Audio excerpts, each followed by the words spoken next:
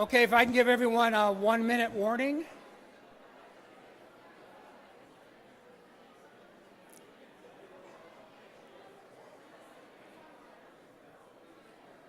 Okay, I'm going to give everyone a 45-second warning now to get started.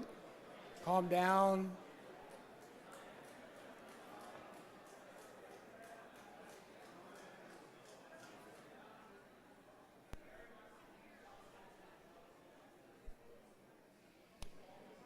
Welcome to Convocation 2017, and the first thing I'd like to do is recognize the Board of Trustees who are in the room, and Board President Sally Biggin I'd like to introduce. Would you please stand?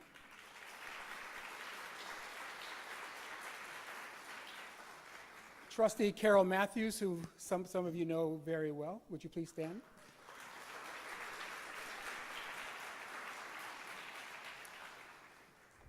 But I also want to recognize the other Board of Trustees, Tracy Capini, who's not here, Tom Ross, and Richard Dorn and Carol Matthews, who you have just acknowledged.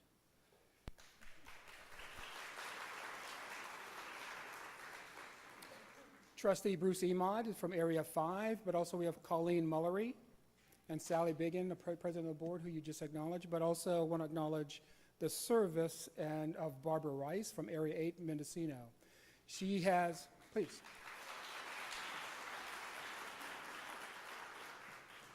She has just a few months left on the board, so if you see her, please acknowledge her service to the trustees and to our college. She's done a lot for us. I feel that today is a perfect time to reflect on where we've been, but also to say thank you for the service that everyone has done for the district, but also to look forward.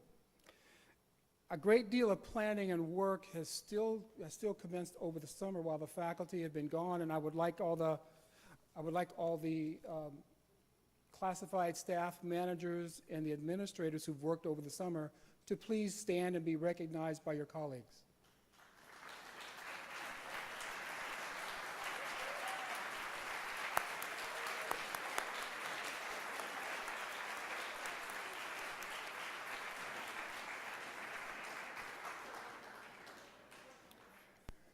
Thank you. And I should have warned Mike Haley and CFO that I was about to call them out, but I did not do that on purpose so I could embarrass them and say and acknowledge them. But I really want to profoundly and publicly thank CFO President Mike Haley. I think he's sitting over to my left.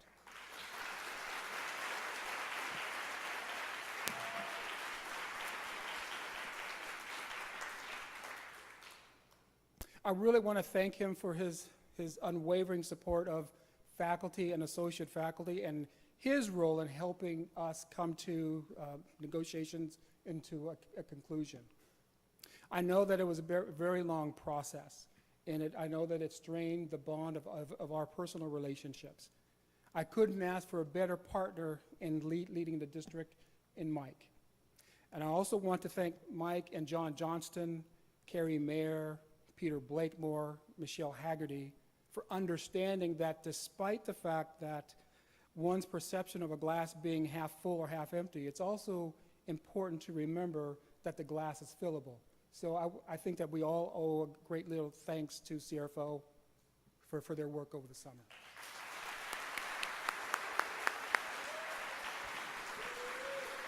If Mike, John, Michelle, and Carrie could please stand, and Peter, so we can acknowledge you, because I know you don't want to be seen.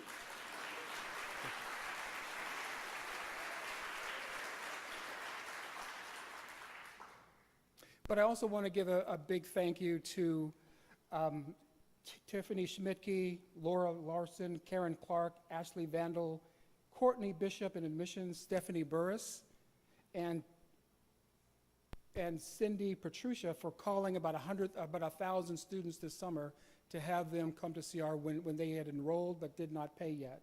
So our enrollment is up thanks to these folks.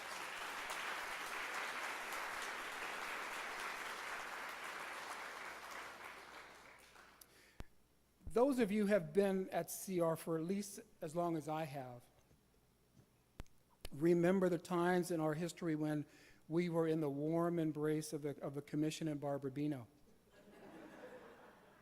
when we had to work our way out of myriad of sanctions and also out of fiscal insolvency. It's not lost on me the fact that faculty and staff went above and beyond to solve the myriad of institutional problems that we found ourselves in. It's also not lost on me the fact that everyone, all employee groups, came together and made personal sacrifices to make sure that the district got its fiscal house in order. And to those who tirelessly worked to support our students, address the ACJC sanctions, and ensure that our fiscal stability was solved, I want to really thank you for being a beacon of light during those dark times. Thank you very much, whoever helped us get out of problems. And you're going to hear, yes, please.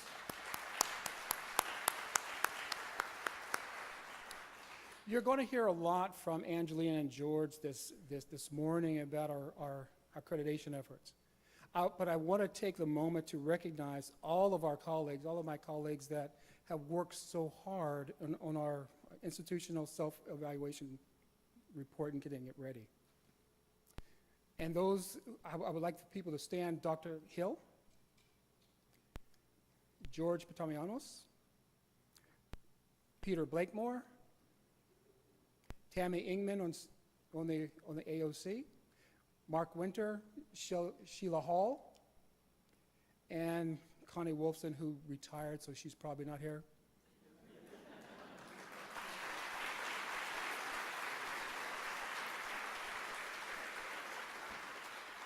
I imagine she's going someplace walking her dog, which I think was her dream come true. Standard 1, Dave Bazard. Thanks, Dave. I see you. I'm staring right at you. Paul Chown. Angelina again. Darius Calavetis. Ed Macon. I see. Thanks, Ed. I see you. And Shannon Sullivan.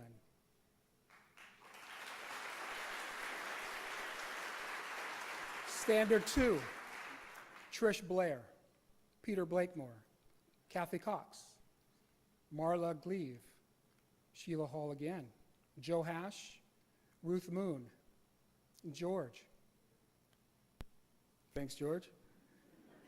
Hillary Reed, Mike Richards, Lisa Sales. She's too shy to stand up, so she just waved. Angela Stewart, Shannon Sullivan, and then Aaron Wall.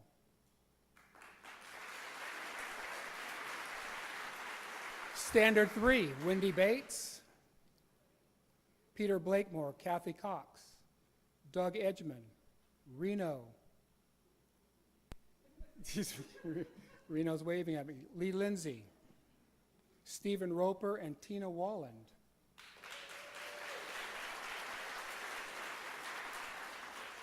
Standard 4, we had our trustees involved in that: Sally Biggin, Carol Matthews. Mike Haley was involved as Standard 4 with me. Crystal Morris, Todd Olson, former trustee Kwong Min Pham. George again on Standard 4, Ron Waters, and Mark Winter.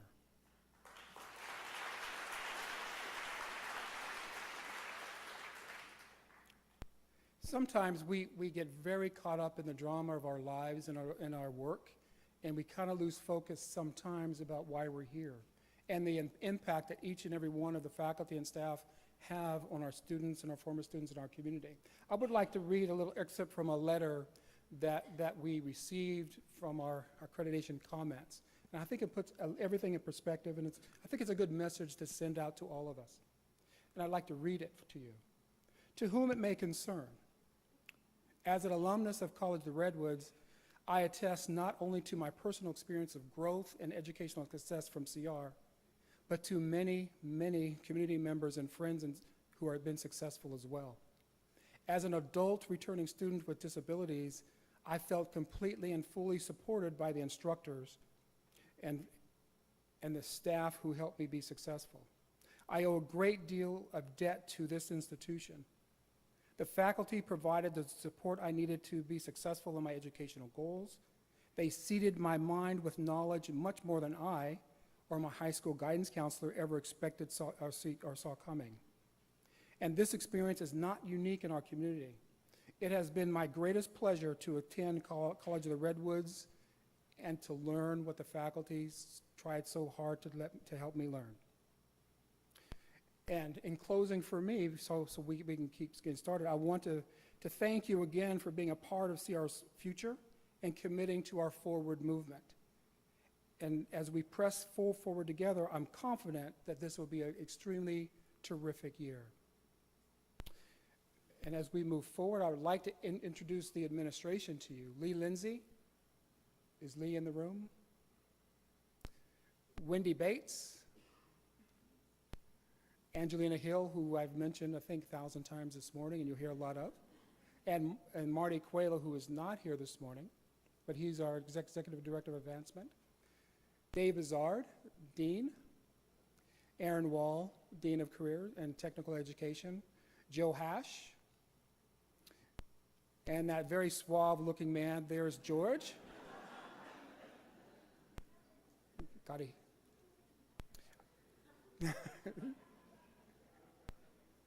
George, I think, likes this picture. And I would like to introduce our new employees. And if you please stand so we can acknowledge your presence. Wendy Butler.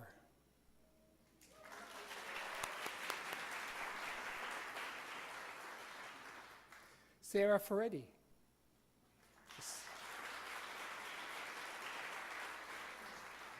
Allison Formica.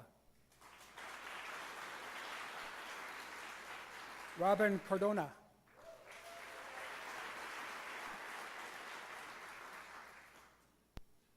Jessica Frent. Michelle Holper. Tyler Hines. Lauren Larson. Ruth Jensen. That's a very strange picture. Jennifer Lee. Jennifer came for her own cheerleading squad back there. Na Lee. Gloria Lindberg.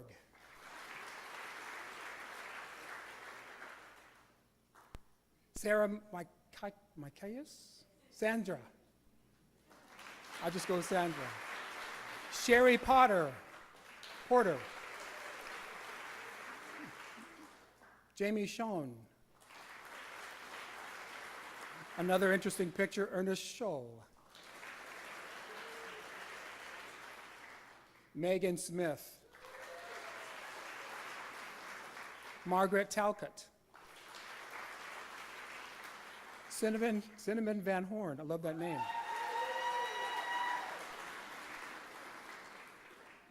Stephen Walker.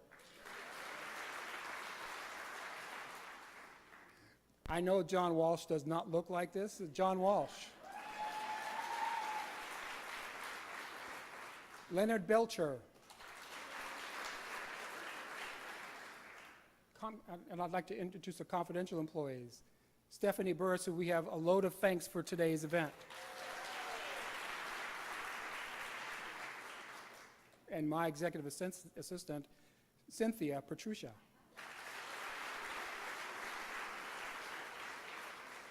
I call her Cynthia, but she goes by Cindy, so you can take your pick on how to do that. Managers, Erica Barber. Christina Marquez. Anthony Finnick. Ashley Mitchell. Chad Williams, who's not here at the moment. Tamara Wolski. I would like to now introduce our new full-time faculty. And the reason why we put these four pictures, these four names, on one slide is to acknowledge the fact that they were our associate faculty first. And also acknowledge the fact that because they're full-time faculty, it really is a great testament to the fact that our associate faculty are academically strong, and they're well-deserved on full-time faculty status. Deborah Girth. Levi Gill. Bird Hafer.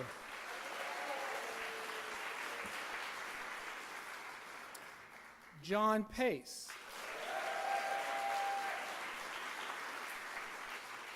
Well, I think when the picture was taken, his hair was much shorter. Monica Walt, nursing. Corinne Volta, also nursing. Tony Lures, math. Was that you, Tony, that just popped up and popped down really fast? Okay. I would like to call on Angelina and George to come up and talk about what we expect with our accreditation.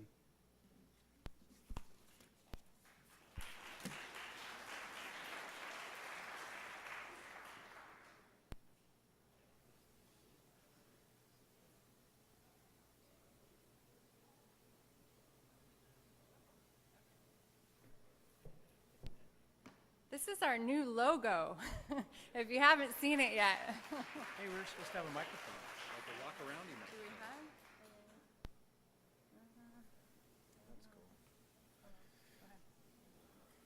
have? Are we ready? Good morning.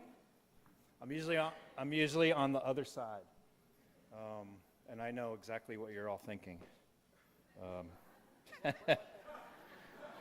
I'm thinking I'm going to be like Kinte and keep the hat on.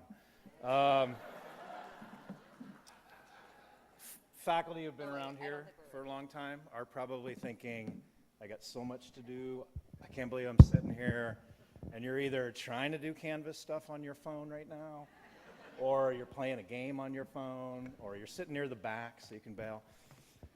New faculty are probably freaking out. What did I get into? Half of the staff is saying, thank God we're not on 410s anymore. And the other half is saying, man, 3-day weekends. Anyway, without further ado. Hey, that works. Cool. All right. Okay. Knock, knock. ACCJC. Exactly. And that's why you listen to this. You want to anecdote away? Okay, I'll take it. I don't know how my energy is going to keep up with his. I have no idea, but I wanted to start today with just a quick anecdote. I was talking on the phone with my mother the other day, and my parents didn't go to college, and so they don't know a lot about my education, or we don't talk a lot about my job. Doing my doctorate in cognitive psychology was not exactly the most accessible thing for them to understand, but I have a really close relationship with them, and I talk to them a lot, and I talk to my mother on the phone a lot. So I called her right after work the other day, and I was still totally in work mode, and she asked me what I'd been up to, and I said, oh, I just finished working on this presentation on accreditation for Convocation. And she said, are you messing with me? And I said, I realized what I'd said, and I was like, oh gosh, no, I'm not messing with you. This is a thing. This really is a thing. So I'm going to turn it back over to George to get into the meat of this thing. It's definitely a thing. So we thought it would be good for everybody to know a little bit about what is going on, what has gone on, and what will go on. So this is kind of just what anybody who works here probably ought to know about accreditation, especially in the next 2 months. So everybody should know that there is this thing called the Institutional Self-Evaluation Report, and it's super cool.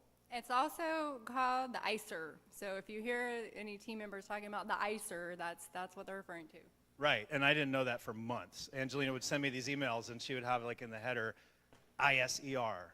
And I was like, it's an acronym, and she's assuming that I know what it is, but I have no idea. So for like months, I just kind of pretended I knew what it was. Even though I was working on it, the thing that refers to, I knew what that was. But I think finally I just said, what the hell is ICER? And she said, oh, it's the self-evaluation. So like the acronyms, okay. So this is what we're going to do first. We're going to look at what is it? What is this thing that everybody's abbreviating? How long did it take to finish? Who worked on it? You got a little bit of that from Keith a few minutes ago. And the list that he read is, those were kind of the people that lifted the biggest oars, but probably just about everybody in this room maybe was asked something about it. It's a lot of people drug oars in the water for this. What's in it? That's kind of super important. And where can you get a copy of it? So that's what it looks like. And it's filled with student artwork inside of it. It's really nice. Thank you, Cindy Hooper, for getting us student artwork. Yeah. Although kind of the bummer is Cindy couldn't remember everybody's name, so it's all unattributed art except to student X. That's where you can find it. Don't try to scramble and write down this URL. I'm sure this will be available. If you go to our website and you go under accreditation, you can find it. If you email me, I'll send you this link, and it's a big PDF. This is what's in it. There's kind of an introductory bit that contains all kinds of stuff, but the meat of it are the 4 standards, and these are kind of the standards inside the standards. So standard 1 is about the mission, academic quality. That probably everybody ought to just scan that, because that's kind of institution-wide. Standard 2 is really like faculty should probably look at that one. And library, anybody who works in the library should scan that. And counselors, advisors, they're going to be 2C. So they're like, everybody has a bit in this report. And at the very least, we'll tell you later that it's probably good for you to look at your bit. Standard 3 is all about resources, money, finances, facilities, technology. Standard 4 is about how everything is run, the structure of how stuff is run. So this is our advice to everybody. In a sort of perfect world, you know, where we're all not looking at the reflection on the cave wall, everybody should read the entire thing, but we know that that's kind of impractical. So at the super least, it would be cool if everybody would read the first 30 pages. It's not super onerous. And then kind of your bit. Whatever your bit is in the report that applies to what you do, it'd be good for you to look at that. And if you have any questions about what your bit is, you can email me or Angelina and we'll tell you. Just to interrupt real quick, when the new standards came out, there was talk from the commission that they wanted to see shorter reports. And so we got really excited about that, despite the fact that colleges were putting out 600-page reports. But then they came up with this detailed set of questions that they wanted to respond to each standard. So it's about impossible to have a short report. So ours is in the 400-page mark. It's a pretty average size report. So it is. And if you add the evidence in, it's probably 10,000 pages. Okay, so there's just a few examples of like people's bits, you know. Okay, there's also this thing called the site visit, and we're going to go over, you know, what it is, and that's what it is. Basically, a bunch of folks from ACCJC are going to come physically here, and they're going to have read our report, and they're going to be poking around to make sure that stuff is running as we claim it is, and that's kind of their primary job. When is this going to happen? We have dates. There it is, October 9th, 10th, 11th, and 12th. And they're going to be here. And they'll be staying at the fantastic Bear River. We're putting them up. We got a block of rooms reserved there. And then they will also, I can't remember if you have a team room on the slide, but we're thinking that the team room will be FM 110. Sorry, Carrie. So, okay, so that week the team will kind of live and we'll get them all set up in FM 110. And they can lose all their money at the casino. Why do they do this?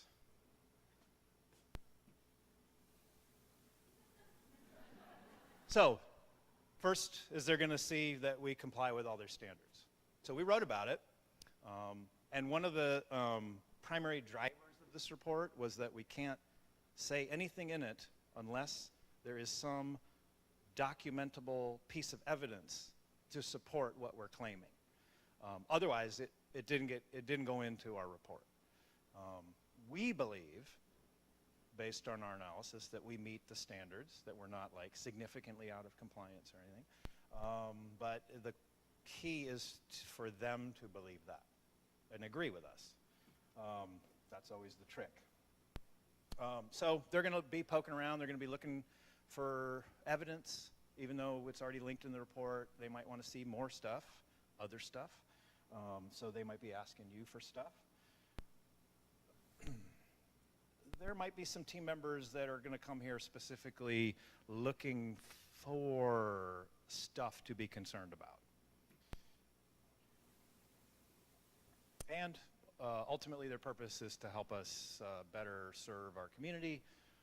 Again, it's kind of a Plato's cave thing. So, okay, what do these people do before they come here? In theory, they should go through some training so they know kind of what to do when they come here. And what are they going to do when they're here? They might request meetings with committees, meetings with people, meetings with groups. They might go to your class. They might go to the administrative office people and ask to see how they do syllabi on the web, and they could meet with literally anybody. And the chair of the team will be here tomorrow, actually, to doing the pre-visit, which is a normal part of the visiting process. So if you see him poking around FM 110, he's going to be reviewing, seeing what they need, and preparing the visit. Yep. What else do they do when they're here? There's going to be a couple open forums. We don't know when, right? Yet? Okay. Where anybody can come and talk to these folks. There will be a couple of those, and we don't. I'm sure you'll get an email whenever they're scheduled, and then they. We'll work that out with the chair. Yeah, it's got to be worked out with the person who's chairing the committee, and I think, is the exit forum just a private thing? Okay, then they do like an exit, like a last. And they don't reveal that much, do they, in those things? That's a general summary. They'll give us some generals about our commendations and potential recommendations, but they don't talk about, what the outcome of the visit was at that time. We have to wait till January. Okay, so who's on this visiting team that I've heard so much about? That person is the chair. If you've been here for a little while, you probably recognize his name because he was our vice president of business something or other. Is that right? Like financial, business services, business operations for us. And then he became president. And I think he still has a house next to Bob Brown's house. So, maybe Bob will have him over for cocktails a bunch between October 9th and 12th. Like, that would be cool if Bob wasn't yelling about his dog barking or something, And this person has an assistant, and that's this person's name. Again, we'll probably make all this information will all be available, yeah? So you don't have to try to memorize everybody's name. The team will be getting us all pictures and bios to send out to the college. This is, okay, so this, the ACCJC has a requirement to provide on each team a certain significant percentage of academic representatives. And the number of faculty on the visiting teams seems to have increased sharply since some of the litigation with San Francisco City College and different folks. So we're pleased to see a larger number of faculty on the team than we have in the past. Yep. And administrative representatives, just in case you recognize somebody. All right. How should you prepare? Or should you take sick days or whatever, you know? All right? Some people might want to. Just kidding. Okay, yeah. You should like do a little bit. I mean, it's not onerous. It's not going to take hours and hours, like some of us crazy people. Okay. Again, just to reiterate, just at least read the bit in the report that pertains to what you do. That would be awesome. And you should try to be aware of like how some of the mechanisms of things work here. And that's what you're going to talk about. Angelina will go into a little bit of detail there. And then, this is probably super important. If anybody from the JC team asks you for something, like try not to just blow them off or, you know, like walk away. Try to do it, you know. If they want to meet with you, don't say, oh my God, I'm so busy, I'm swamped that week. I can't do it. Like, try to just squeeze it in, man. All right, please? It would be great. All right, so if they want to meet, if they ask you for stuff, just try to sweep a little bit off your schedule and do it. If you run into somebody who's a team member, you know, try to help them. Like, this is all common sense, right? Just try to be, you know, if they need something, help them out. And being accommodating to the team goes a long way with them. It really does. Exactly. And that's sort of the last thing, right? You know, if they want to come to your class, you know, oh my God, I can't, their students are doing presentations who can't, you know, try to just work with it, man, all right? It would be great. I mean, it would be good for all of us, right? This is all good for all of us. And staff could very likely be asked to get additional documents, and we just want to try to get that to them as quickly as possible. Right. Without maybe having an exasperated sigh and then getting the stuff. Okay. So, what do you do if one of these people asks you a question? That's the first thing, right? Just be, you know, don't try to be wishy-washy, you know, just be as truthful as you possibly can. And this is part of the being truthful bit. So, like, if you don't know something and they ask you, the true answer is, I don't know. And then the next best thing would be, but I think I know somebody who does know. And then go get them or refer them. That would be the best. So being truthful is the best. So if they ask you, you know, how does the annual planning process work at the college? And you honestly don't know, then you got to say it instead of like fudging something. And then say, but I do know somebody who does know. But by the time Angelina's done today, you'll know. So, but for people who aren't here, if you run into people who aren't here, tell them. All right. What kind of questions are they likely to ask? That's one, big one. What plans do we follow? Organization of our planning process. And then what are the planning levels? And Angelina's going to tell you all about this right now, if you don't know. Who would be willing to volunteer some of a plan that you know that the college follows?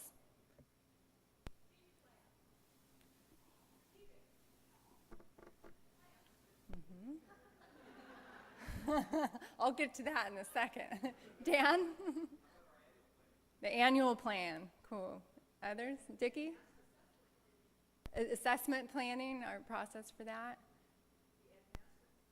education master plan, facilities master plan. All right, so we've got some plans. What's our highest level plan? It was said, education master plan. All right, so this is what it looks like. It just came into place this fall. So this semester, we just entered into a new 5-year education master planning cycle. The old plan that we had that was also for 5 years expired, and it was accompanied by what Sheila had referred to, which was the strategic plan. But we have done away with the strategic plan. It was uncommon for colleges to have both a strategic and an education master plan. More common just to have an education master plan. So for the sake of not being confusing and knowing that some of these planning processes can be confusing, we made it simpler. So this plan was developed over the past couple years, and it was just adopted by the Board of Trustees over the summer, and we will follow it for the next 5 years.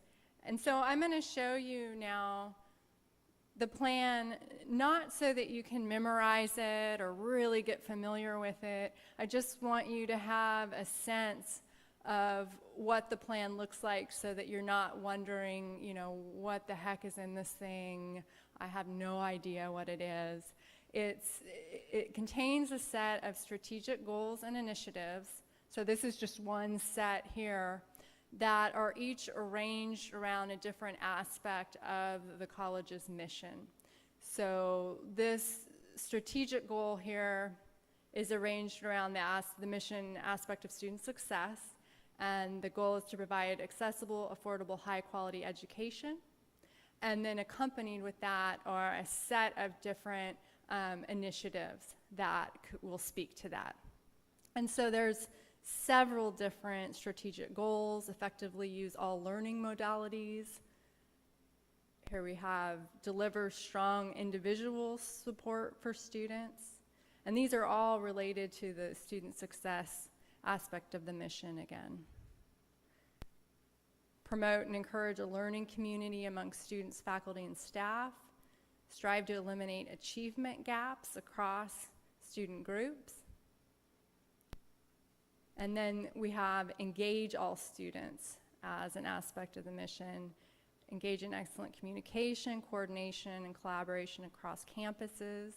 Engage and empower students, particularly from those from underrepresented communities. And then we have community partnership and workforce training. So that's that other component of our mission, dealing with meeting workforce needs and partnering with community stakeholders, effectively responding to regional workforce needs, engage and empower students. Oh, sorry, that's a repeat. So those are aspects of the Education Master Plan, and again, I don't expect you to have really been able to grasp all of that so quickly, but just so that you have a sense of how the Ed Master Plan is organized and some idea of what's in it, and I'll show you in a second where you can find it, but it is available on the planning site of our website, and we also have print copies. So if you would like a print copy, you can get one in my office. So here's a list of the various plans that we have at the college. So annual plan, basic skills plan, DE plan, it goes on. There's quite a few. And I just wanted to ask, these are all the ones I'm aware of. So if you're aware of one that I don't know about, let me know, but we don't have a shortage of plans. So can I ask that if you led the development of one of these plans, can you please stand up? If you were involved in, in really leading the development in one of these plans. Oh, okay. I know that people aren't standing who should be standing. If you helped with the development or the implementation of any one of these plans, would you stand up?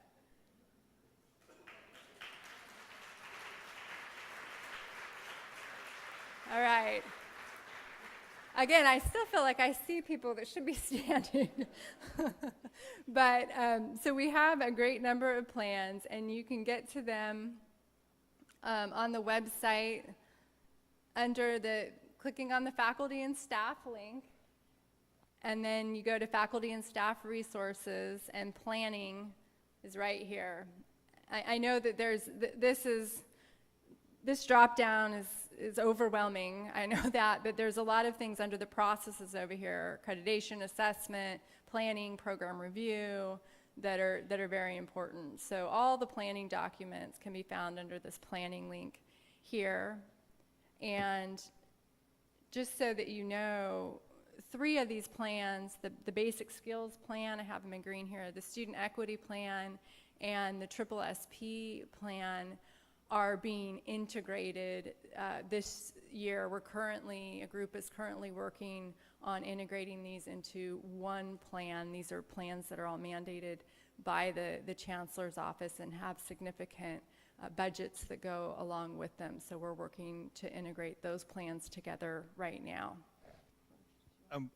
And I know that there are people out here who are skeptical, and I've been here for 18 years, and I know that for a lot of that period of time, we spent a lot of time making plans, but just to make the plan, right? And even years ago, I remember the ACC, JC people said, well, you guys are always saying that what you're gonna do. And I remember getting they weren't too happy about that. And so having been around, I know that people, plans. Casey had a plan, and it was like a 7-year plan or 5-year plan or whatever, and had all this stuff in it, and we hardly did any of it. But I can tell you that, and I know some of you have received emails from me with stuff that we were gonna do on the left-hand side, and a box in the middle, which is explain whether you did this, and then a tick box on the right that's either we did it, we're still doing it, or we're not doing it, please explain. And so I can tell you that for the first time, maybe not the first time that this has been visible to me, okay?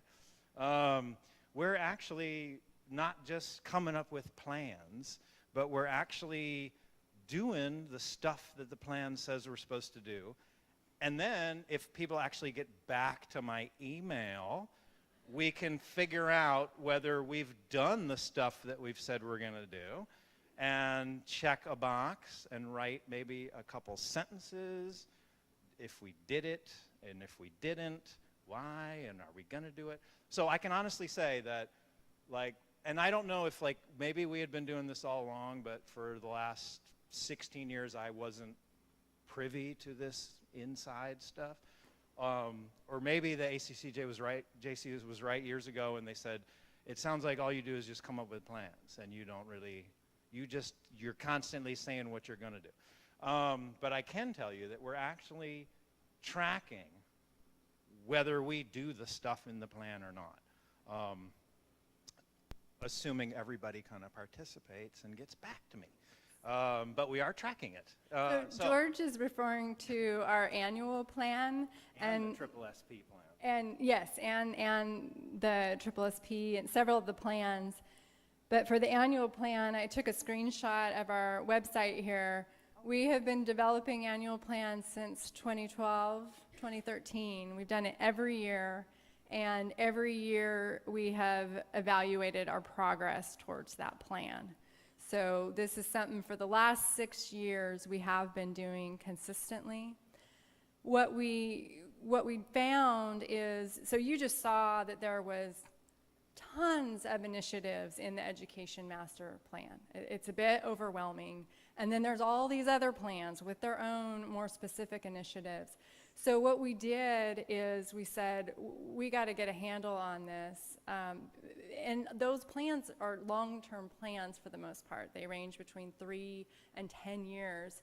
And for example, let's just say that we had in a plan an initiative I'm going to look at Sheila. We had an initiative to implement student education planning online so that we could do that on the web, let's just say.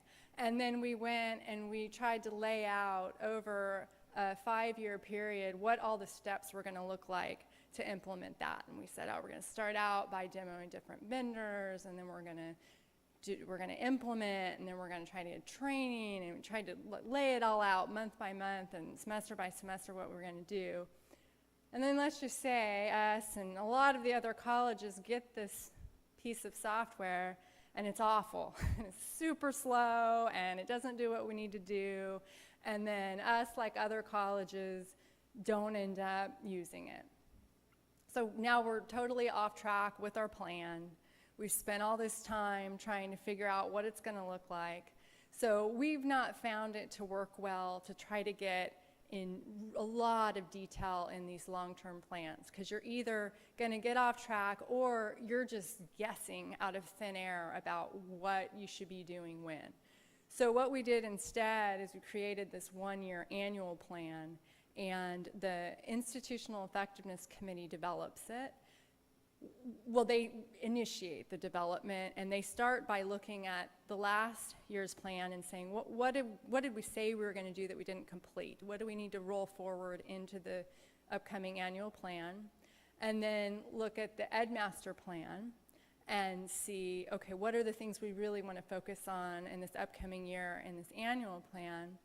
And then I contact all the folks who have those other functional plans and say, what are the things you're going to be focusing on in the next 2 semesters?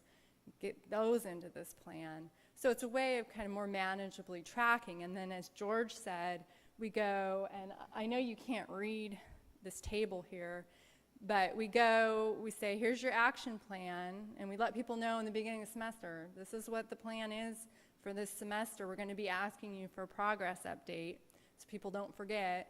And then we ask them for an update based on an evaluation prompt. So that's to try to get some evidence here. If this was successful, what did it look like? Do you have any supporting data, or maybe it's just something that you say, yes, we did it, but we get an evaluation status.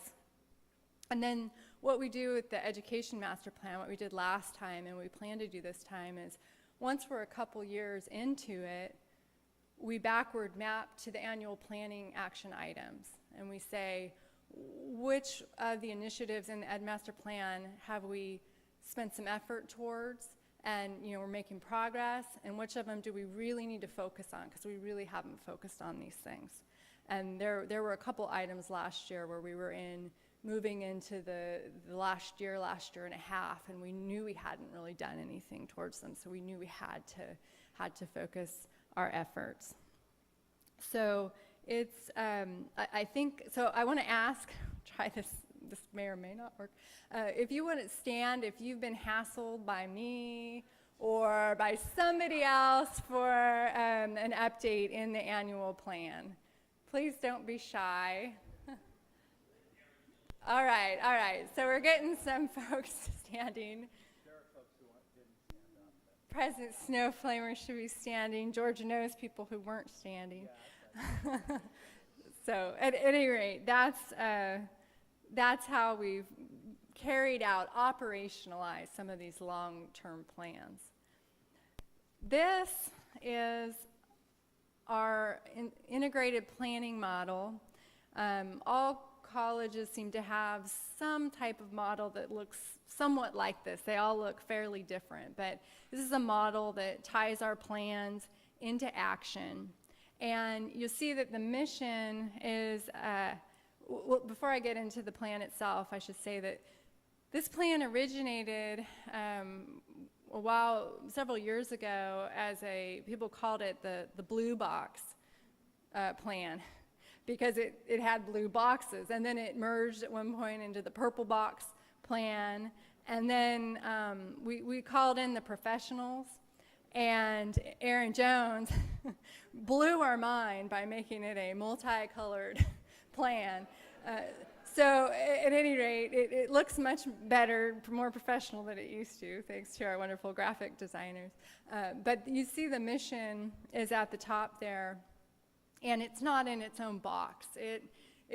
That's on purpose because it's supposed to show that the mission defines everything that we're doing as a college.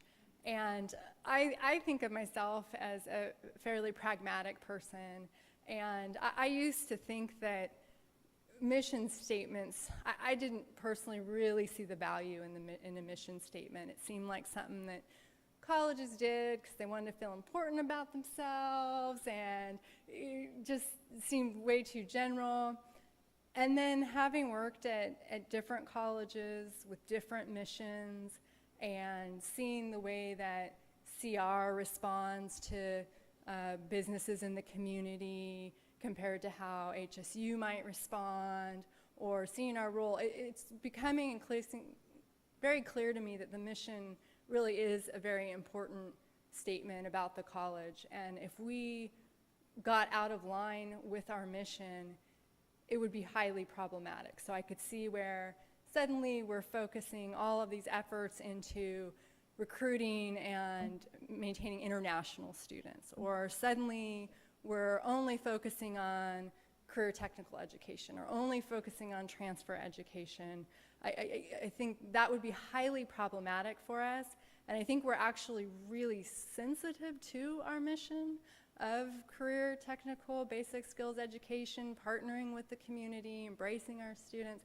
So I think that the mission actually does shape what we do as a college much more than I think I even really realized. So the mission drives our education master plan, and we tie our education master plan directly to aspects of the mission, as I said.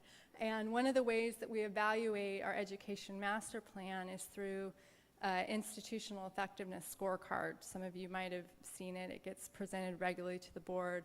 But the institutional effectiveness scorecard is also organized around aspects of the mission. So it kind of ties it there.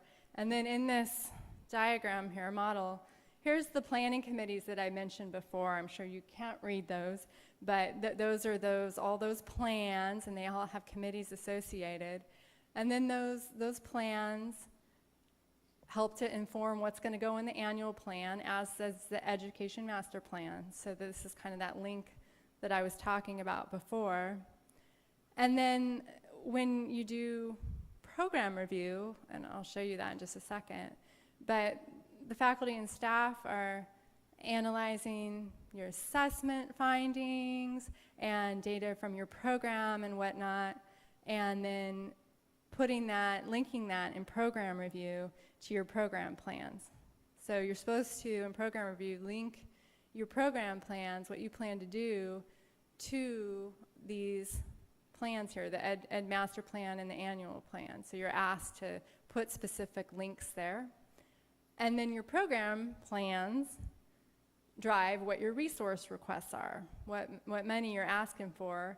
And to ask for resources, you have to tie that to one of your program plans that's tied to the institutional plans and assessment. So that is a very simple take on how this all works out, but that's the driving force behind why we do this. And then resource requests, and this gets a bit more complicated, but the easiest way to boil it down, resource requests get ultimately funneled to the budget planning committee. Some of them will get reviewed by members of cabinet and deans and things to see if they can fund with discretional budgets. But other items that are tech and facilities related will get ranked by the tech and facilities committees. If they're not tech and facilities related, they'll get ranked by the budget planning committee.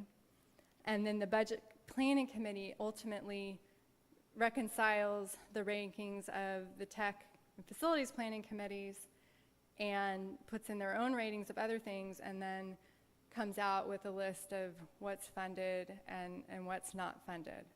So that's that's how that resource request thing flows, and it's supposed to be tied to planning.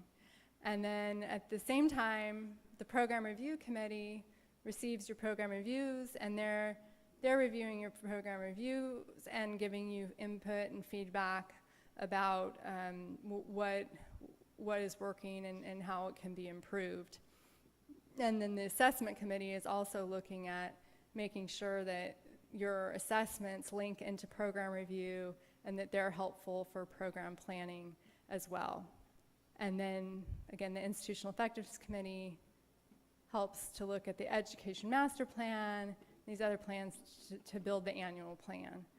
So I know that this is not a really simple model, but they're not really simple processes, but this is kind of the nut of what, if you can understand this or get your head around this to some extent, we'll be in really good shape, I think, if accreditors start asking people about how does the planning process work at CR, how are resource requests part of the planning process, how are your strategic plans part of the process. So, and then here's just a look. Again, I know you can't see this, but just to remind you that planning is part of program review. And it is part of program review for all programs, instruction, student development, admin services. For every plan, for every program, you're doing your planning, you're linking it to higher level institutional plans, you're linking it to assessment, and then when you go over to the resource request here, you can only put in for a resource request if you have a related plan. So that's how we tie everything together.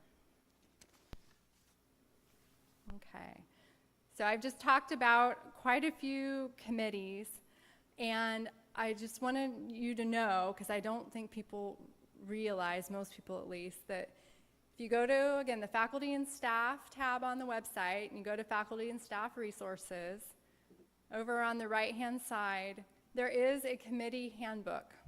So there is a handbook that shows all of the planning committees. It has a bunch of other committees in there as well, and I believe the Senate did their own version of this for the Senate committees, but it shows the representation on all of the committees. So how many faculty, how many managers, how many CSEA staff, and all of the committees have that stakeholder input from each of the constituency groups on there, and that happens in the planning committees as well. So that's important to our shared governance processes, and I just wanted you to be aware that that handbook exists and that we keep it up to date, and that the Institutional Effectiveness Committee approves changes in consultation with the committee if there are committee membership changes that the committee wants to make.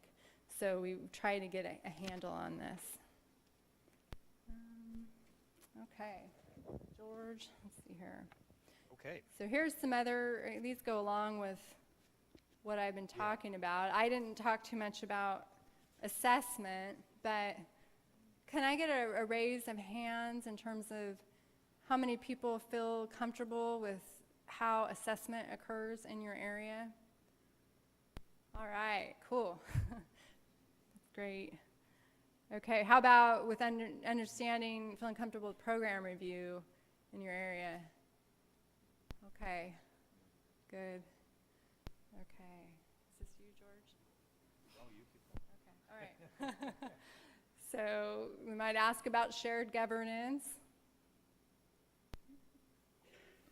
Innovation showed up a lot more in the newer standards than it has in the past. So if you That seems like a fairly likely question that might come up. Yeah, so if you have examples in your areas, you can think about innovative practices. How your area or committee fits into the college and its overall planning structure. So at a minimum, your program or division fits in through program review. And then you might also be in an area that has a functional plan. Distance education is extremely important in the standards, and it used to have its own separate thing, but now they've embedded it into almost every single standard in terms of you do this for students at your college, you have to show that you meet the needs of those same students who are taking classes from afar. And then similar, you can think of distance education as like another location, but we need to be able to show that our students at the Del Norte campus and Hoopa, at Pelican Bay, that they're all receiving adequate services. That's a big deal. Okay. Okay, this is kind of the last bit. I've had 18 years of experience with this agency on our end, and I thought, you know, maybe we ought to put the big ugly thing up there. Here's a couple things that Angelina did not want me to type into slides. Here's one thing that I've learned from this, is that I know that there's a tendency to say, man, this sucks around here, and so I'm gonna go and I'm just gonna tell the ACCJ people, JC people, how much that sucks, and then they're gonna force us to do it the way I want it to be done. And there's a total tendency to do that, where you say, oh, our whole process for determining blah, blah, blah is not the way I want it to be, or it should be, you know, some abstraction. And the way that I'm going to get this change is I'm going to go and I'm just going to tell these people, and then they're going to write it up, and then the college is going to get rid of this person or change that, force us to do this. All I know is, based on years of experience with this, is that that never works the way that you are expecting it to work. And in fact, the only examples I can think of is that it just makes it way worse for all of us. So you got to keep the be truthful bit, right? Because that's super important. We're not asking anybody to be disingenuous. But I think it would be bad if people approached it as a venue to affect change. And we all, I mean, we are so, new people aren't probably, but like people who've been here for a little while are like so aware of the consequences. And it's weird. I mean, look, it's not, I'm not some advocate for the process of the way accreditation is given to colleges, you know. I'm not here to advocate that, but I'm here to kind of just say that there's a reality here, you know. And that they came super close to shutting down the whole place. And we are non-compliance assisted in that. But there was a lot of other stuff that also drove us down that path. And it's a path that we don't want to go down. At least, unless you're a real masochist in a sick way, and a sadist. But I don't, so, so I mean, let's not don't freak out, don't panic, no tears. And honestly, I want to go back to that. Like, if the team person asks you something and you honestly don't know the answer, just tell them that. And then tell them, but I think I know somebody who knows, you know? So I mean, it's not, I don't want everybody to be all tentative. But just, be careful, and don't try to use it opportunistically, I suppose. That's the biggest lesson that I've learned in the last yada, yada, yada years with this agency. Anyway, I don't know if you have any other lessons from... Okay. The two of us, or one of us, or at least one of us, we'll be going around meeting with committees, and we have a list of possible, like the ballparky kind of questions that you're likely to be asked. If you're on the curriculum committee, they're going to meet with you, and there's a whole bunch of stuff that seems like in the realm of stuff that they're probably going to ask. If you're on the academic senate, we have a whole list of things that are, like in the ballpark of what they're likely to ask and ask for?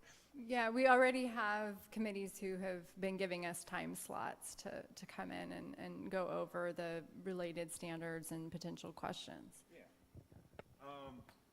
And then if you have any questions, call me. I put her number in, but I didn't ask her, but I think you could probably call her. Is that mine? Oh, okay. Oh, you'd be calling Stephanie. So it's her decision whether to forward your call to her or me. Okay, and again, just I know Keith gave the big thanks, and I would like to give the big thanks too, including the people that really scrambled to do the show cause thing prior to this one. Big thanks, because we wouldn't be doing this or talking here if they didn't do that. So anyway, thanks again, and we're open for. Do you want the mic? Well, I don't know if anybody has. This is the bit where you get to ask. Or not.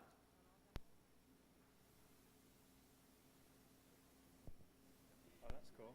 Good. Gotta have at least one question. I thought it'd be like a typical Humboldt thing. Dude, let me tell This you is about- Cindy Hooper. I just want to make a pitch as a long-standing member of the Program Review Committee that to please always take program review extremely seriously and fill out that form. Whether you're in an administrative area, a student service area, or an instructional area. Program review is where accreditation, where the rubber hits the road with accreditation and where plans can be aggregated and displayed for a visiting team. So just please, all of you, take program review very seriously and fill out the forms carefully and include those plans and link those plans to the educational master plan and other more localized planning. Okay, there's my little pitch. I'd say the same for assessment, certainly. That is one of the most common things that gets college as a recommendation. So we've done a really good job here, I think, but it's very important that we keep that momentum.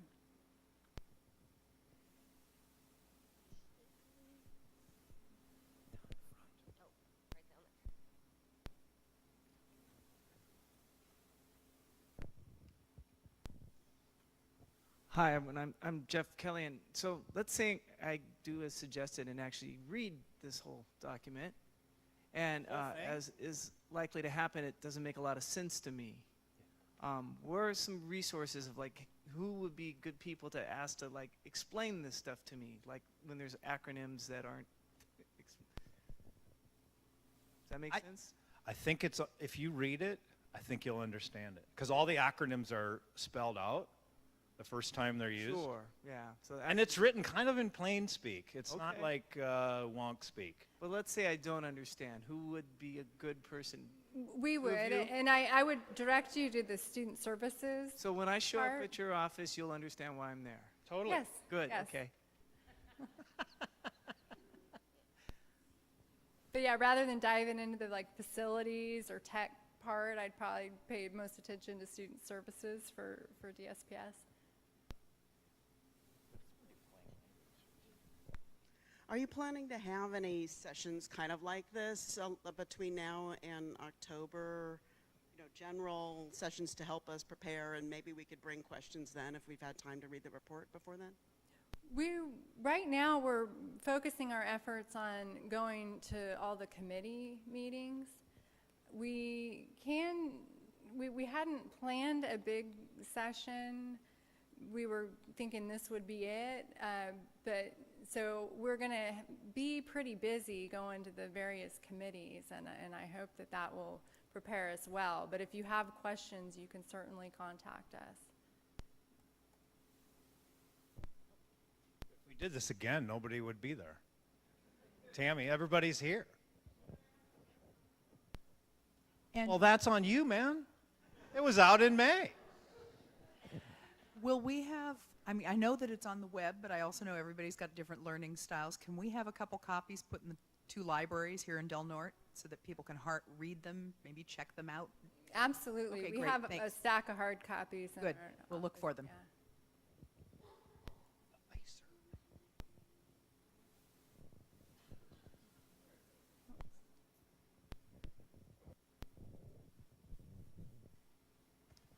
Is there any chance that we can get smaller laminated copies of the planning slide so that we can all study those at quiet and intimate moments when we're alone? I think that's not a bad idea. We have the planning model is a 2-page, it's a front and back page document where the back side has really detailed walkthrough of all of the components. So I think it's a very good idea to get you guys printed copies of those. Yeah. We're going to make it into wallpaper for your new place. You can fall asleep looking at it.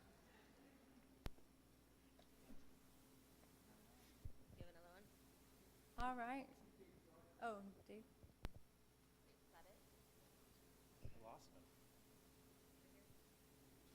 Dave took off. Oh, there he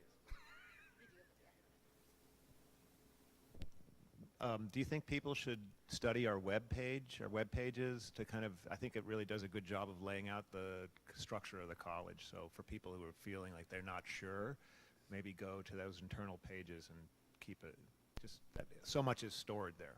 Thanks. Good. Totally, and especially if you're clicking around and you get a broken link, you should definitely send that in to Brian. Honestly, because the web page is so labyrinthine that I mean, I haven't clicked on everything there, but when I notice a broken link, it would be super important because everybody's going to go somewhere on the website in a different path. But if you notice a broken link, get it noticed by people who can fix it. It was just a quip. T-shirts, front and back, planning. Cuesta did that when they were on Show Cause. Are you offering to make T-shirts? If I had the skills. This is There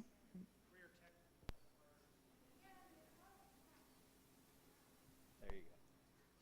We'll all get 10.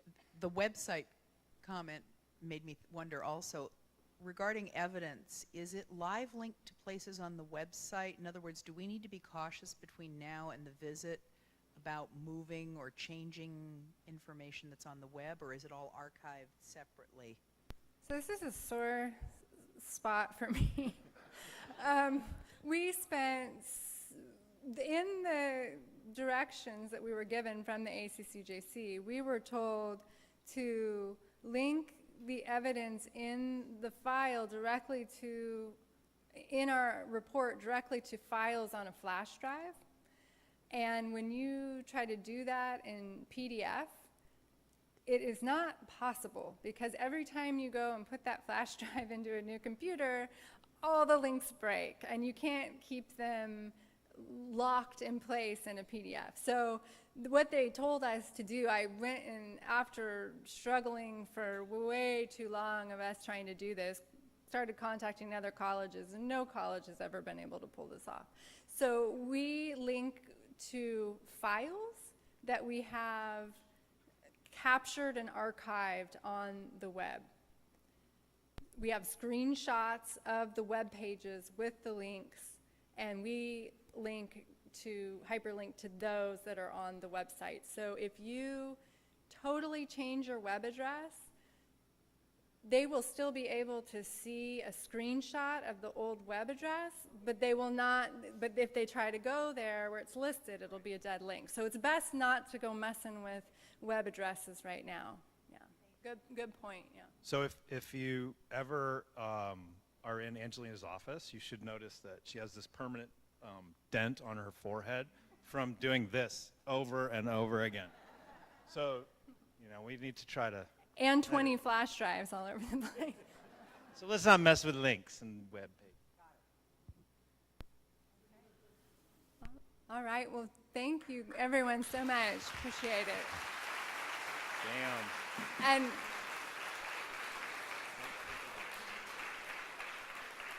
And I just want to give a huge thanks to George. He was amazing in this effort.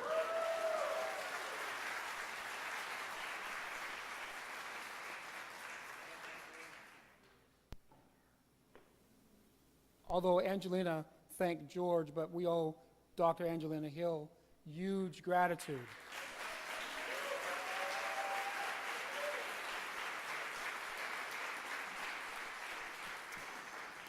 Okay, prior to us taking about a 15-minute break to get more coffee and more donuts, what Angelina and George did not mention is that we started down this accreditation process 2.5 years ago. And we have been at this a long time, not because we wanted to just get the writing started, but we wanted to use the process to identify gaps between what we have to do in terms of compliance and what we still have to solve, so that when the team comes, we had already put it in place for a year, assessed it, and proven that we have it enculturated into the institution. So this has been a long process. And those of you who have been here longer than I have, or as long as I have, if you read the report, the ICER, that stands for, wow. It stands for something important.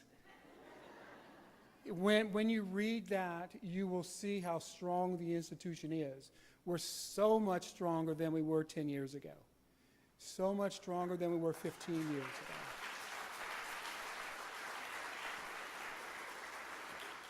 Everyone in this room deserves a lot of thanks for bringing the institution to where we are today. And I think when the team comes, 15-member team comes in October, they're going to have a lot of commendations on where we have been, because they are also privy to our history. And so they will have seen how far we've come. So, and really it's not thanks to Angelina, myself, or George, or any other administrator. It's thanks to everyone in this room who had a large part of that. So thank you all for doing that work. So let's see, it's time for about a 15-minute break. So why don't we do that, and we'll herd you back in about 15 minutes.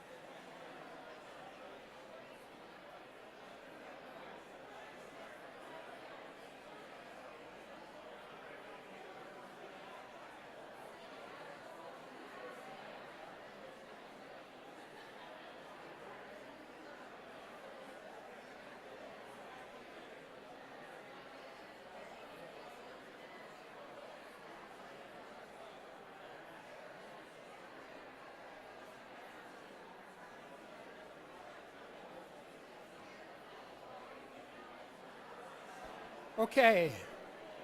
Can you hear me okay? 1 minute warning and we'll go ahead and get started.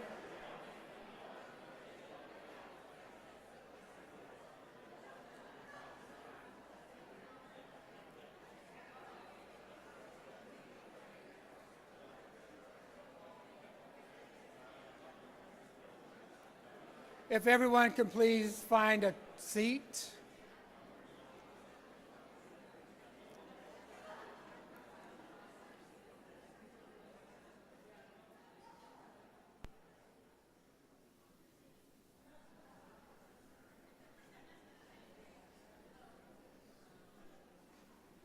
Wow. Noise died down very quickly.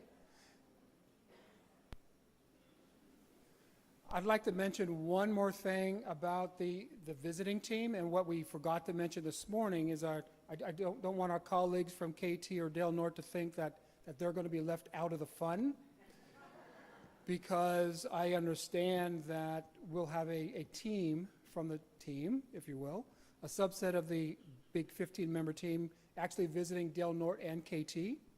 I don't know when that will be for that week, but they will be visiting you. So please read the ICER and make sure that you're as well versed in the ICER and what's going on in the district as everyone else is expected to be. What I would like to do now is introduce Wendy Bates, our Director and Chief HR Officer, to recognize our employees who are celebrating milestones at CR.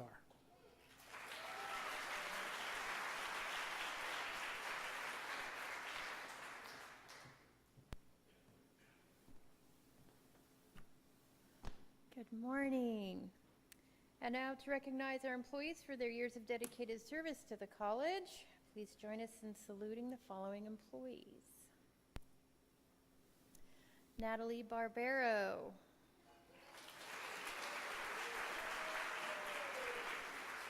Heidi Bareilles.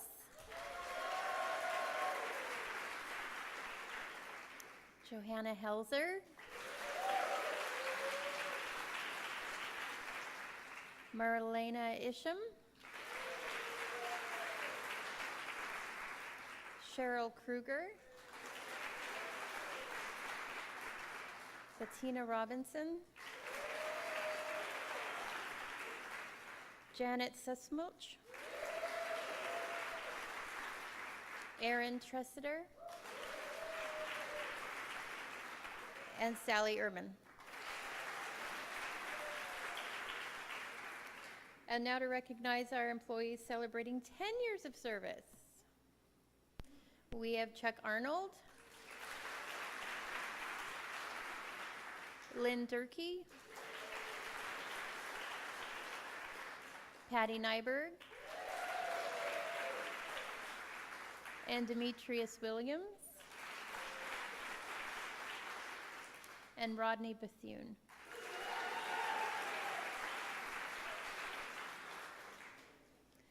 And now to recognize our employees celebrating 15 years of service. Timothy Baker, Aaron Wall, and Peter Blakemore.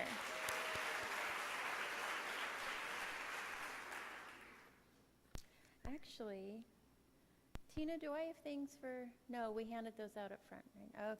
Okay. We have more. Michelle Haggerty.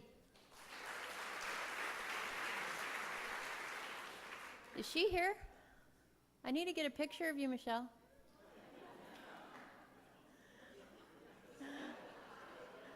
She's here. Does anybody have a camera? Thank you, Erin. I appreciate that. Deanna Herrera-Thomas.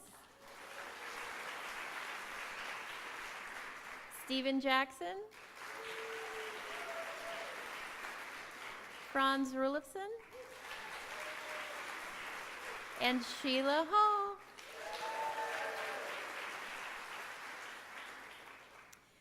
And now I'd like to invite up to the stage Trustee Biggins and President Snowflamer to help me hand out the awards for those celebrating 20 years of service.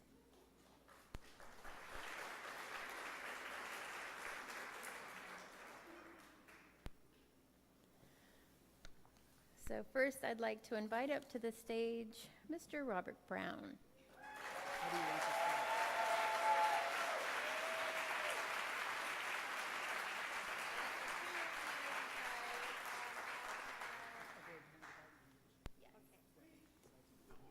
No speeches?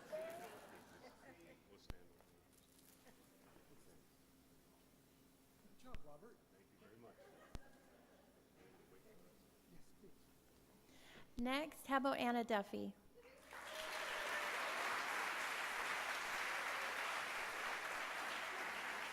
Anna Duffy not here? No Anna Duffy. Okay. Janet Humble?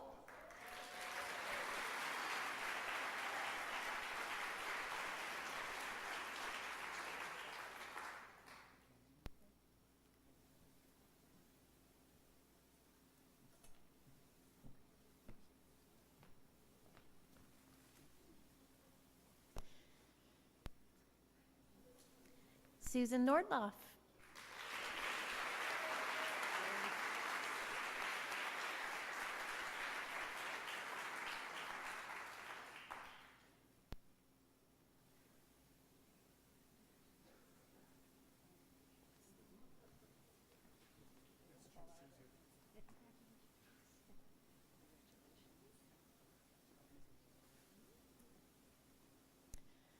Tina Vaughn.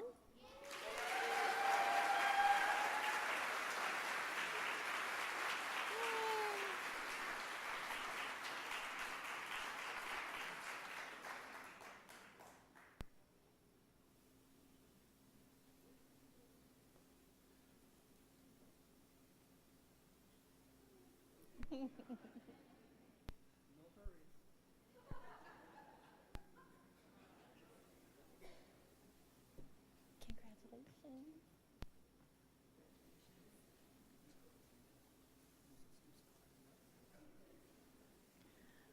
Mark Winter.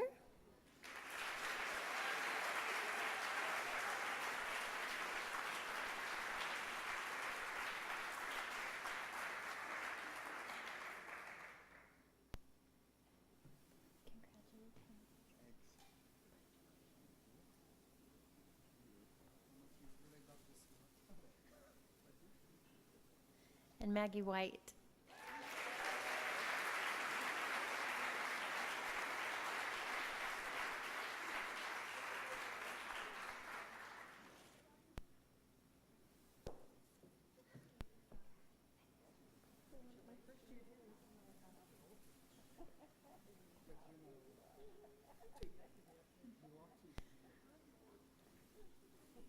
Let's give a big round of applause to all of those celebrating 20 years of service. Thank you. Thank you.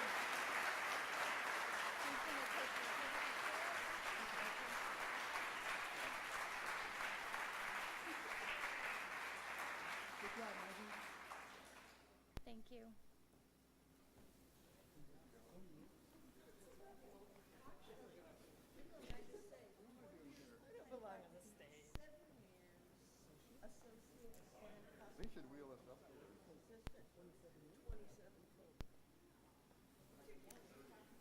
Now we're going to recognize those celebrating 25 years of service. Stephen Brown.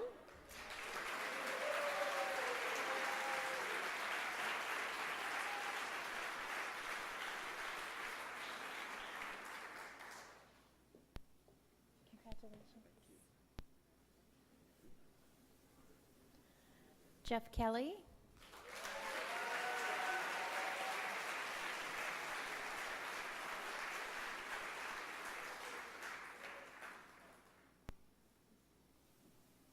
Congratulations, Jeff.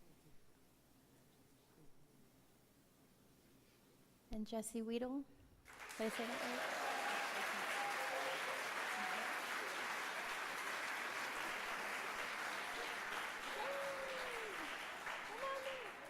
It's your turn, Jesse.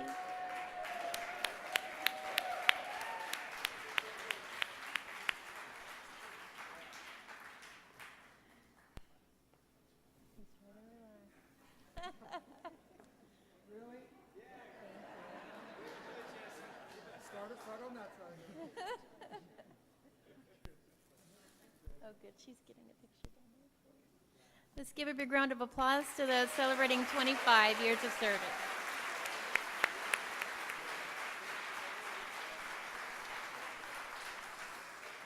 Thank you all very much. And now we are going to invite up to the stage someone celebrating 30 years of service. And that would be Lorraine Pedrati.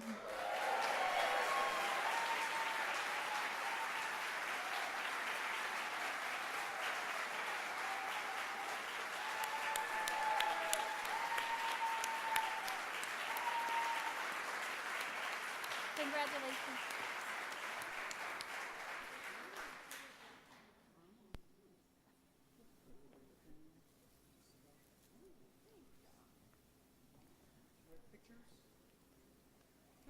Angelina's going to take your photo. Yes, you are. Let's give her a big round of applause. Thank you.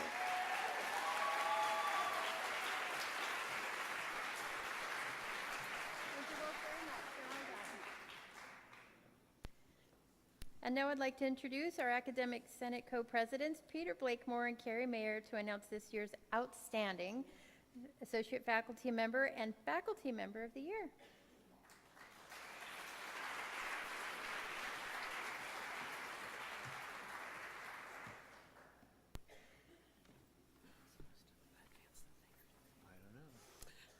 Good morning. First, we'd like to announce this year's outstanding associate faculty member. This associate faculty member has worked diligently and creatively at College of the Redwoods for many years.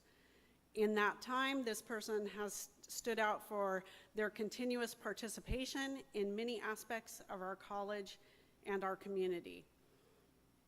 From taking a lead in their academic program, to service on the Academic Senate, to their tireless representation of associate faculty and their interests, this person has demonstrated how much they care. Please join us in acknowledging our outstanding associate faculty member, Stuart Altschuler.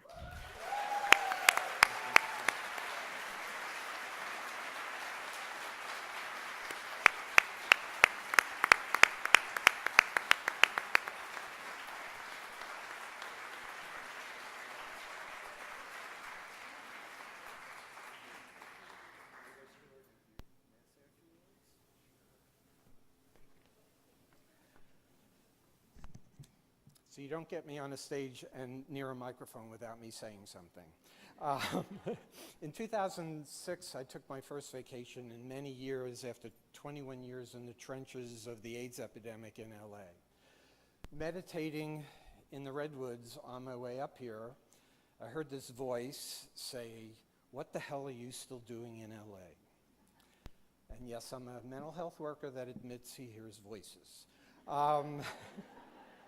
A few hours later, I was visiting some friends who gave me this, that grew up in Ferndale, and I knew immediately Ferndale was where I belong.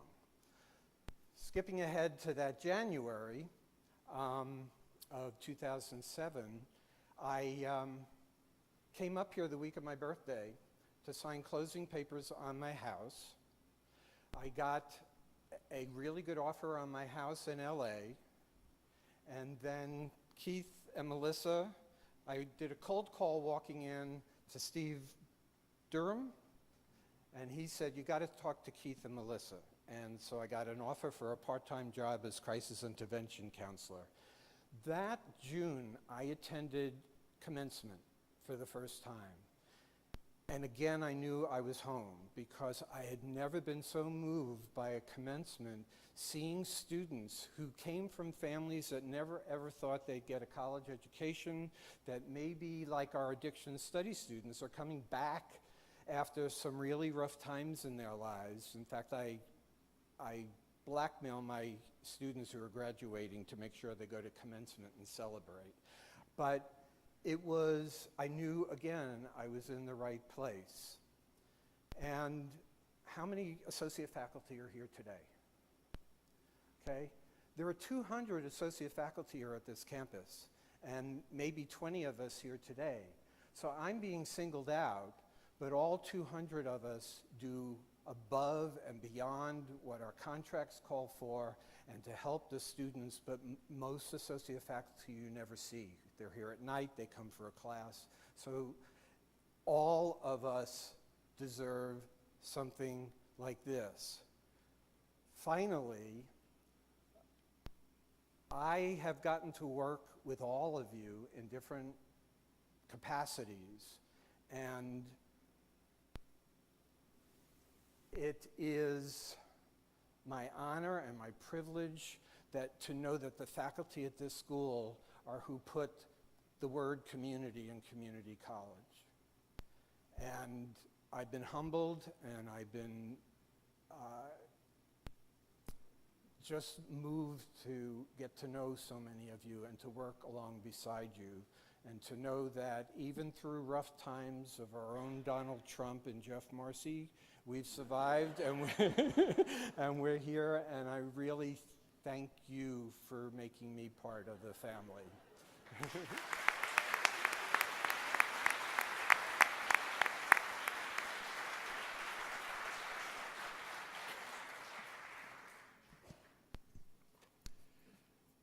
Next, it gives us great pleasure to present the Faculty Member of the Year. This is a person who has truly demonstrated what it means to give oneself to others and to do so with integrity and intensity. In his work on all kinds of initiatives designed to help his colleagues and his students, from his constant work on issues of diversity and student equity, to his deep participation in the California Acceleration Project, and his leadership as we move forward to improve tutoring in the Embedded Peer Instructional Cohort, or EPIC project, and his placement through the Multiple Measures Project, as well as his work in HOOPA, and his persistence in helping colleagues to understand the dark arts of curriculum. For all of this and more, it gives us great pleasure to pause to recognize the work and the good that this individual has done for our institution. And personally, I just want to add this. I know many, many faculty and staff here at CR who care about our students and our institution, but I don't know anyone who cares more than Sean Thomas. Please join us in celebrating the Faculty Member of the Year, Sean Thomas.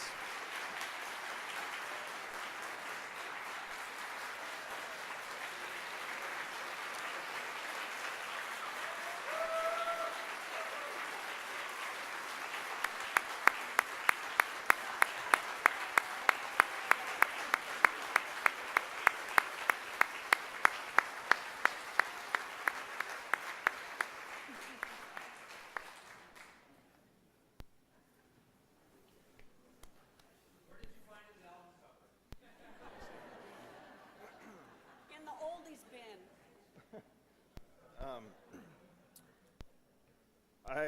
I'd like to say thank you for the honor.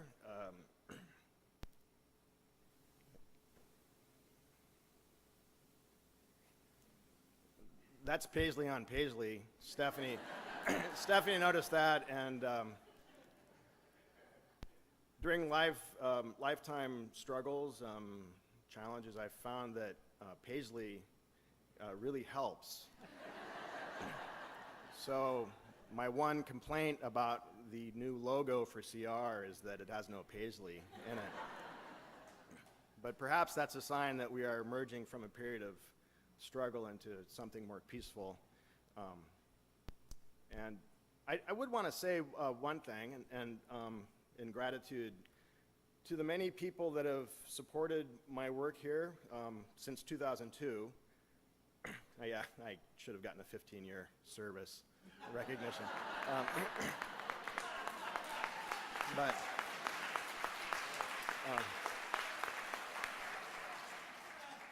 But all of the work that we do on behalf of students in terms of connecting with students, of reaching out to support their affective needs, of trying to see the very best in them when they can't necessarily see that in themselves, of having a door open for times when they, at the last minute, have some struggle, that they want to express to us to help us understand why perhaps they haven't been at their very best. All of those efforts of gratitude and generosity that we extend to students on a constant basis here are also the same things that we should be doing to one another. And I really think that that matters as much as it matters as the work we do for students in supporting each other to realize what is very best in us so that we can reach our potential to be, as Stuart Altschuler says, members of this community, but also to discover the part of ourselves that perhaps we're not even aware of as it exists in us and we can't see it. A few people, I would like to name names, but the list would be so long that, and I would leave people out. I just trust that some of you know who you are. When I say that the bad parts of what I do, I own. I totally own that. But the good parts come from you all. So thank you for that.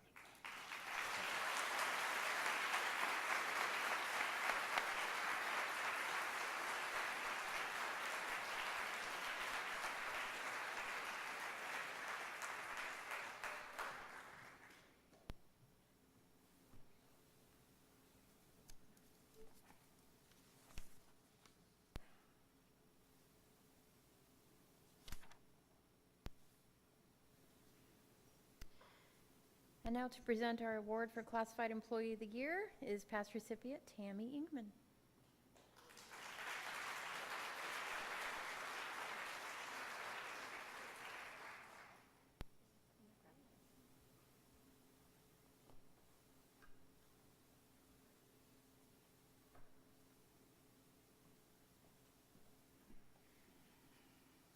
Good morning, everyone. Let us take a moment to recognize all of our nominees for Classified Employee of the Year. The nominees are Heidi Bareilles,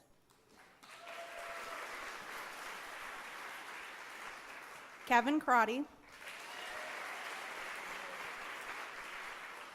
Reno Giovanetti, Gary Patrick, Eric Nasland, Debbie Topping, and Lori Walsh.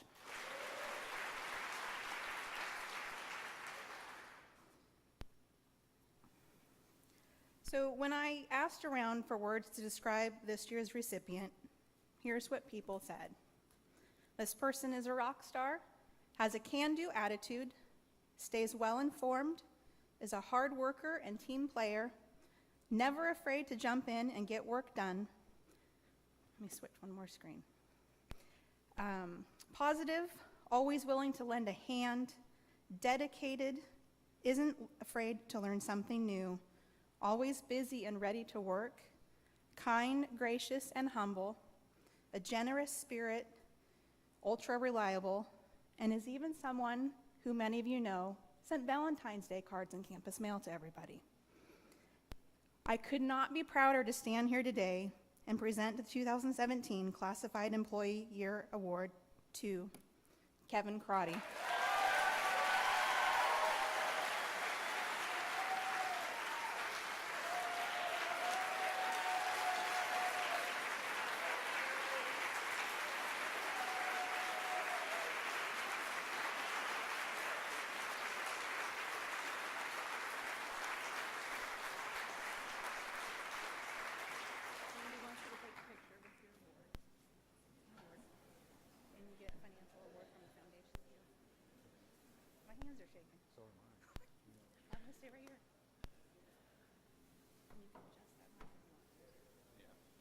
Thank you, everyone. It's kind of fitting to get this award from Tammy to be presented because without her guidance and help, I certainly wouldn't be here today. There's a few other people that I wouldn't be here. One is Dennis McAllister and Colleen and Rodney.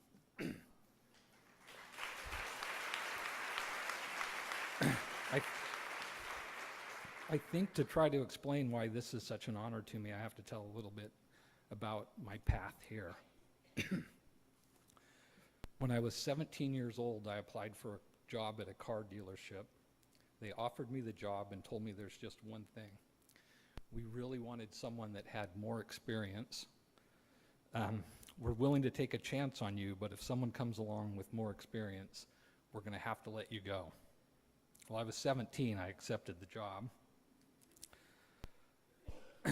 37 years later, the owner of the dealership's leaving for the evening, and he stops by my office and asked me to meet him the next morning at 6 o'clock at our accountant's office.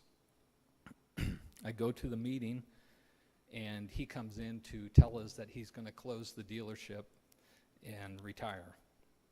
And excuse me, my first thought was, well, thank goodness I thought you found someone that has more experience. Then I realized either way, I was out of a job. And at that time, my wife was living in Reading, attending dental hygiene program. And if there's anybody here that she cleans her teeth, they're probably thinking that they thought she's been doing it for a lot longer than just a few years.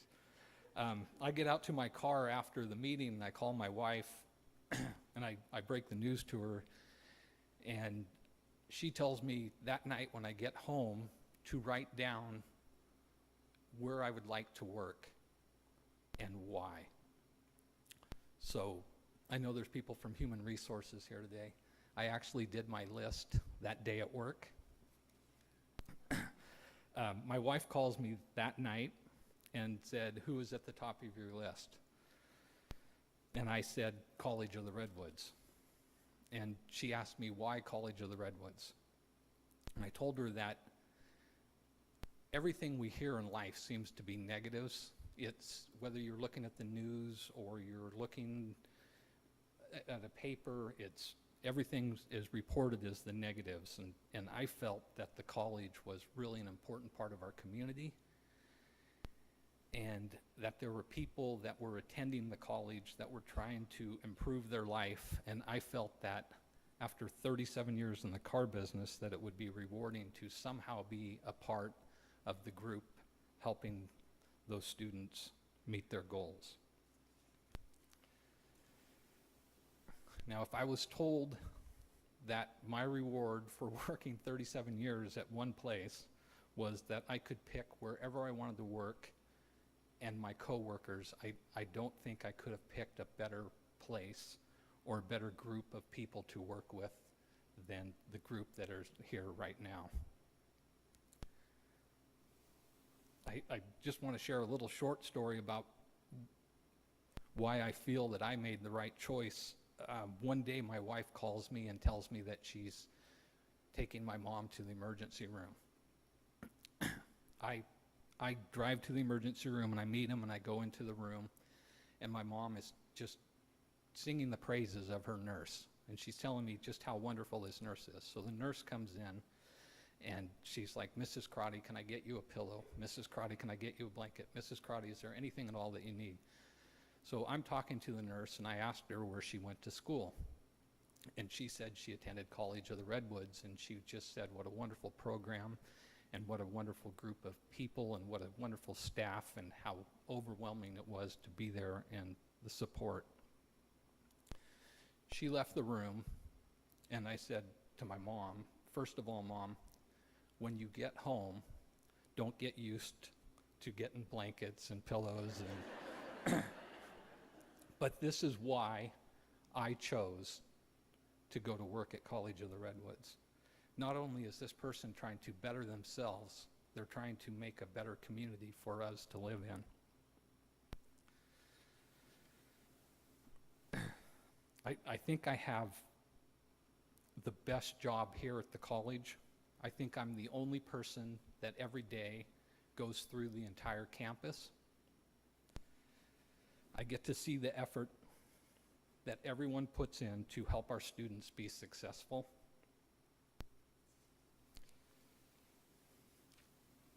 I know that everyone that was nominated today is equally deserving of this award as I am.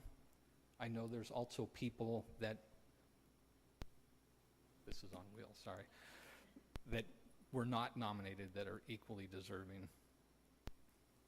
And I think, for me, it is, I think of everyone in this room has in some way contributed to the success of our students.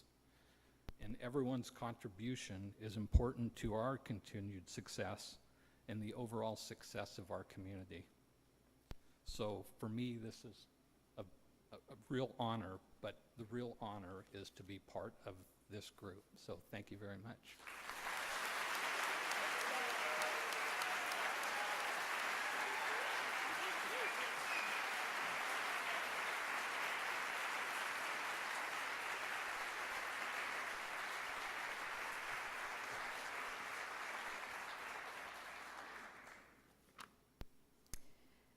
And now, the Kathy G. Smith Leadership Award. This award recognizes an individual, employee, or a group of employees who embody both the letter and spirit of leadership excellence within the CR community. This year's recipient embodies excellence in both collaboration and learning.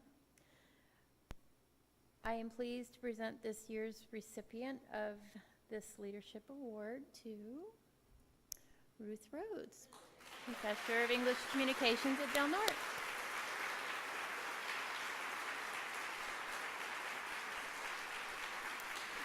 Ruth is unable to be here today, but on her behalf, she has asked Nicole Bryant Lesher to accept her award and to read something to us all.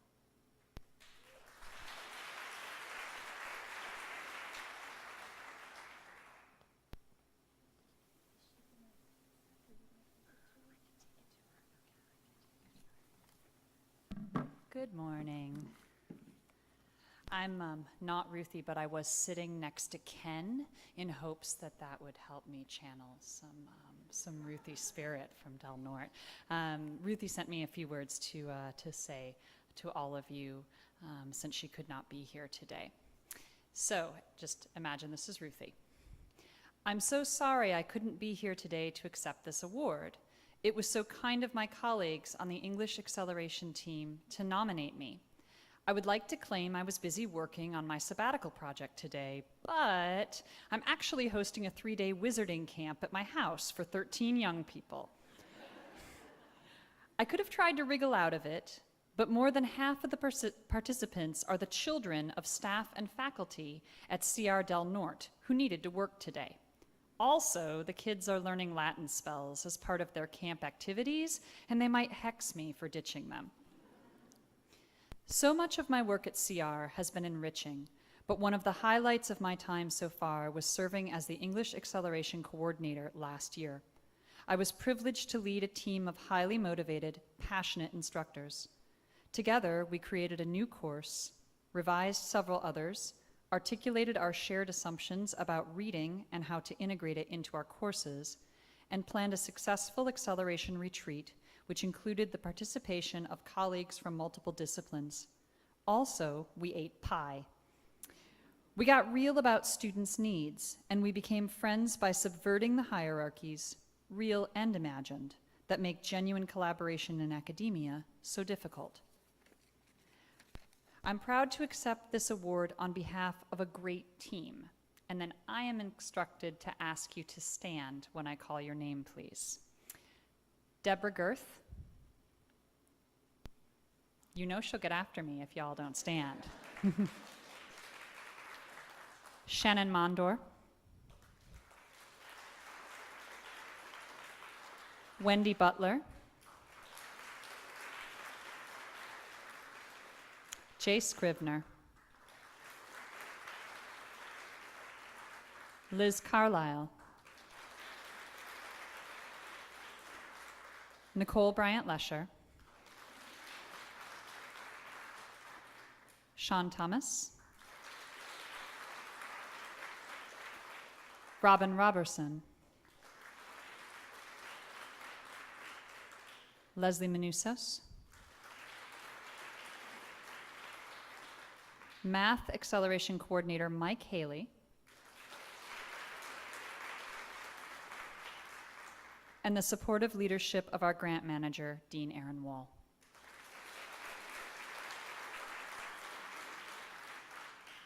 Thank you for your good work and for appreciating me in this way, and I'll make sure that she gets this wonderful award.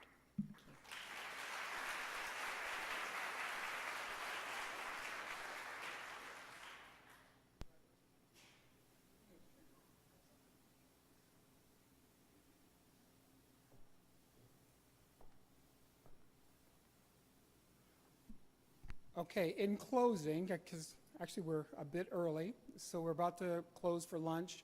I do want to announce that the next session is at 1:15. Angelina, am I close? Okay. I